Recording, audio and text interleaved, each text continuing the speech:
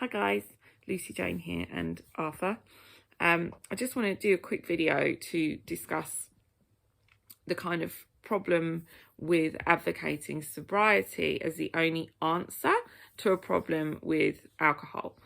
So for many high functioning people that are highly functioning, but also drinking too much, right? The idea of cutting off alcohol is like, it's just not even an option, because it's dealing with so many levels of stress, okay? And because they're kind of getting away with it, right? They're not really getting away with it, but because they're getting away with it to a certain extent, giving them the sobriety as the only option to deal with the problem, it basically means that they're not going to seek help, right? So for me, I was drinking too much, but I was also getting away with it, so to speak. It wasn't actually, no one even on the outside could see that there was necessarily a problem, because I was functioning, I was getting up, I was running a business, I was looking after children. There was no specific issue, right?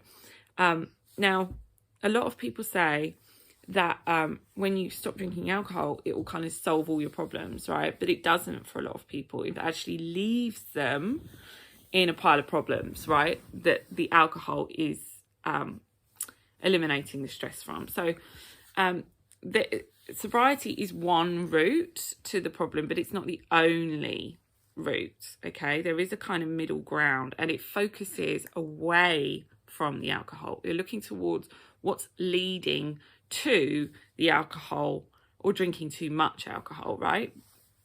And it's the same kind of thing with binge eating, right? If you look at binge eaters, you wouldn't tell people that they could never eat sugar or chocolate or cheese, and that's the answer to binge eating, because the reason they're binge eating is not because they're addicted to sugar.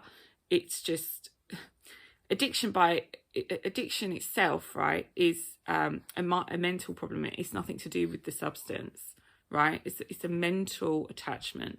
And so by dealing with the substance, right, okay, it's a cold turkey approach. It can work if you're completely desperate, right? But if you're not completely desperate, it actually puts people off getting help, right? So my route out of this, I call it the satisfaction solution, right? So the satisfaction solution is actually, it's approaching it from the opposite end of it, right? So we're actually looking at your life and dealing with the thoughts and the feelings and your nervous system and how you're feeling on a day-to-day basis. And once we can source our happiness, our peace, our relief, basically just not having as much stress across the board, when we can source that naturally, what happens is that you get to kind of break up with alcohol, or friend zone it at least, right? So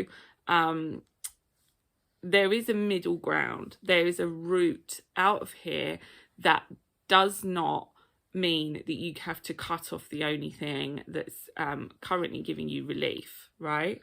We can change the relationship to it without completely cutting it off. And for me, that was the answer, right? So if you're interested in this and you want to kind of be part of my beta program, I've seen it work with all sorts of other habits, and it definitely worked for me with drinking, but I haven't tested this with people who are drinking currently. So if you're in a position where you're wanting to stop drinking so much, you're functioning fine, you can stop for periods of time, but the idea of it actually like cutting it off completely seems too much, like it's just not even appealing to you, then there is another solution.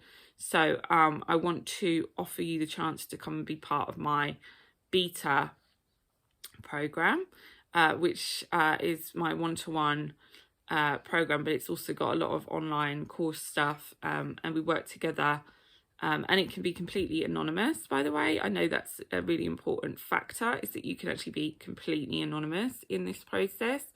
And yeah, it's going to be much lower rate than my normal one-to-one because it's a test I'm testing. And yeah, let me know if this sounds interesting to you. Okay, speak to you later. Bye.